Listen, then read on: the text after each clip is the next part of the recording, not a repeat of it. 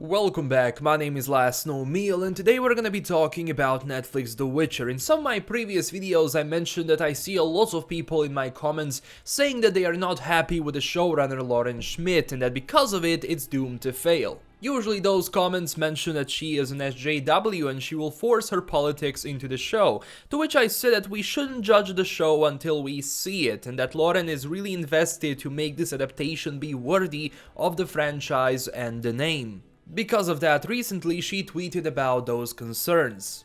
The fear that my SJW-ness will be shoved into the show is palpable, I kinda get it. I post about politics because I'm a real person who dares to have a real opinion about my country. That's part of following me, so if that bugs you, go, please, or stay and hear me say. The show is political, no shit, anyone who's read the books is saying that right now, but they're not my politics or the writers. Why? Because we're professionals who have zero desire to use a TV show to justify our own collective liberal opinions because that's fucking insane.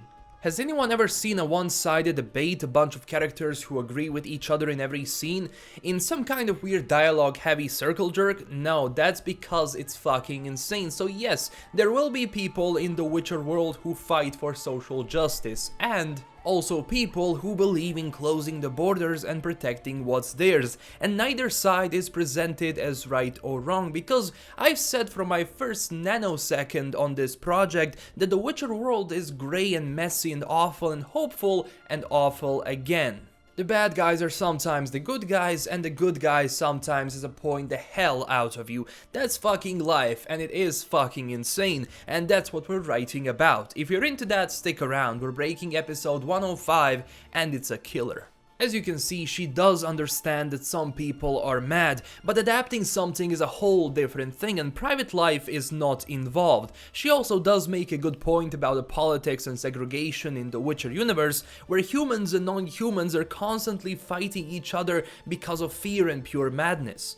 I mean, the whole thing was presented a lot in the books and the games as well. Witcher 1 and 2 really dwell into a lot of those things, where Geralt has to choose to act or to stay, ultimately choosing the lesser evil, because Sapkowski really wanted to show the world that is not black and white, that even heroes can be villains and so forth. Because the adaptation is following the short stories, we will see a lot of that in the first season. One of the best short stories are involved with Geralt being presented while something like the fight between humans and non-humans is happening. The universe of The Witcher is very political. Geralt is always having problems with kings, queens, and politicians. A lot of his major jobs were involving nobility, so blending the politics with amazing storytelling and character development can really turn this show into something amazing. But as I said, I am not going to judge anything until I see the final product. Before I see the final product, I can't say, oh, it's going to be good or it's going to be bad.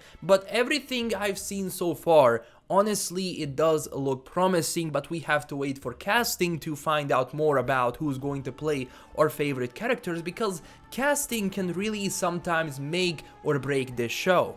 It's also interesting if Matthew Lewis, that you maybe know from Harry Potter, he was playing Neville Longbottom, is interested in the show. Maybe there will be some new picks soon. It's quite possible that he might be involved in the show, but nothing like that has been confirmed. And this is basically everything we know about Netflix The Witcher so far. This was just a quick video to mention about the current, well, problems. They're not even problems that some people have with the show. I'm just glad that Lauren is talking about it, and she is actually ready to make a Witcher which is worthy of our time. So right now we can only wait and see how this show goes into production, and later on when we see the final product. Casting is coming soon, so more info will be available. To stay up to date with everything involving Netflix The Witcher, click that subscribe button and like the video if you enjoyed it. Tell me down below what you think about this show, and I will see you next time. LKM signing out, and stay classy everyone. Bye bye.